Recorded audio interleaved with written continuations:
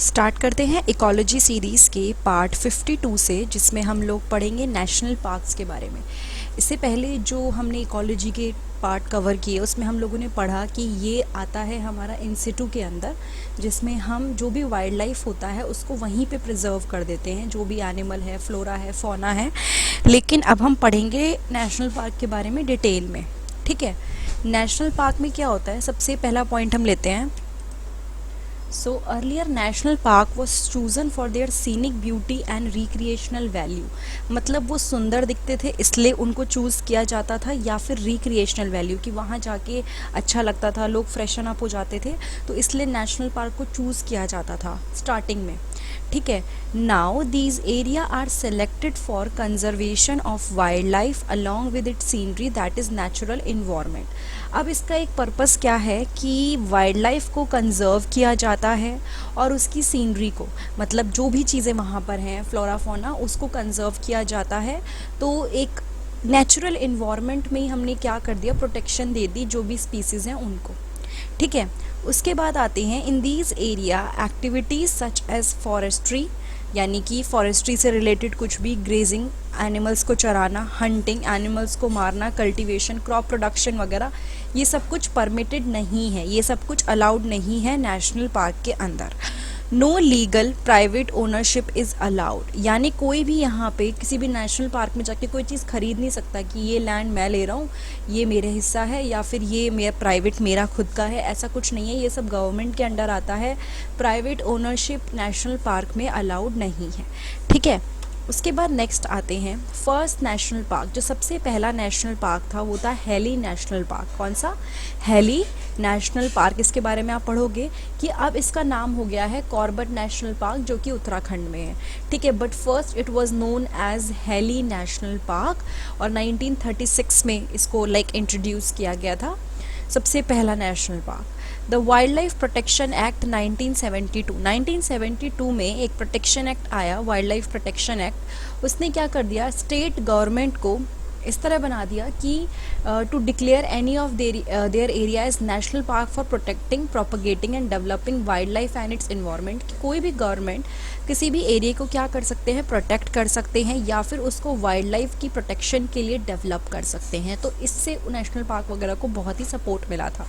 ठीक है, नाउ अगर हम बात करें, अलग अलग बुक्स में, अलग अलग सोर्सेज में डाटा अलग अलग होता है। हमेशा इस वाले पॉइंट को लेके मैं बोलूँगी अपडेट रहिएगा अपनी इन्फॉर्मेशन के साथ, बट स्टिल जो मैंने नेट पे ढूंढा और जो मुझे मिला उसके according there are 104 existing national park in India. ठीक है, अभी टोटल जो नेशनल पार्क एग्जिस्ट कर रहे हैं दे आर अराउंड 104। ठीक है, और कुछ इतना एरिया उन्होंने कवर कर रखा है, ये 2 छोटा होगा। नाउ उसके बाद क्या है, ये जो नेशनल वाइल्ड लाइफ डाटाबेस है मई 2019, उससे ये पता चला कि देयर आर 104 नेशनल पार्क। ये चीज़ें ऐड ऑन होती रहती हैं, सब्ट्रैक्ट होती रहती हैं, बिकॉज डिपेंड करता है कि कोई चीज़ आ रही है, कोई नए मतलब नेशनल पार्क बन रहे हैं, उन चीज़ों पर डिपेंडेंट होता है। To the uninformed, there might not be difference between wildlife sanctuary and national park, as both serve the same function to protect wildlife and our environment।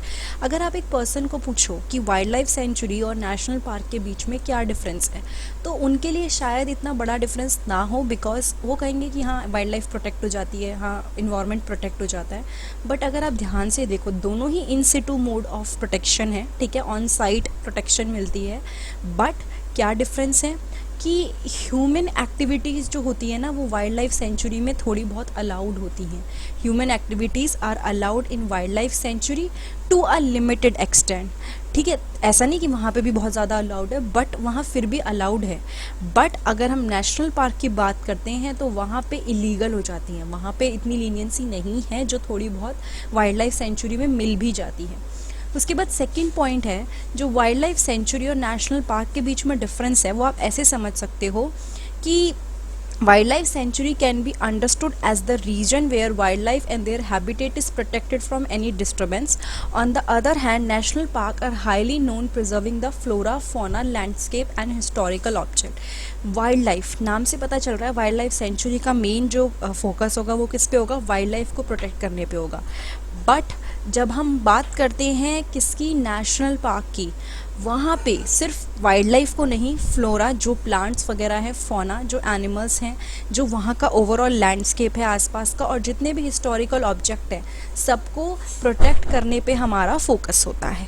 ठीक है, तो ये एक ब्रीफिंग थी अबाउट नेशनल पार्क, जो भी आपने समझा है। इसके बाद में और पार्ट्स बनाऊंगी जिसमें वाइल्ड लाइफ सेंचुरी और बायोस्फीयर रिजर्व जैसी चीज़ों को समझाऊंगी काफ़ी डिटेल में। अगर ये वीडियो आपको अच्छी लगी है तो प्लीज़ लाइक कीजिएगा वीडियो को, कमेंट कीजिए, सब्सक्राइब कीजिए।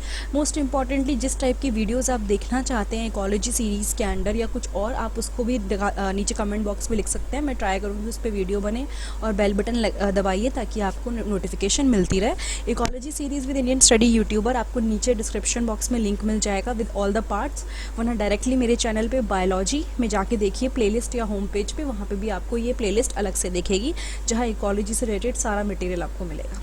Thank you so much.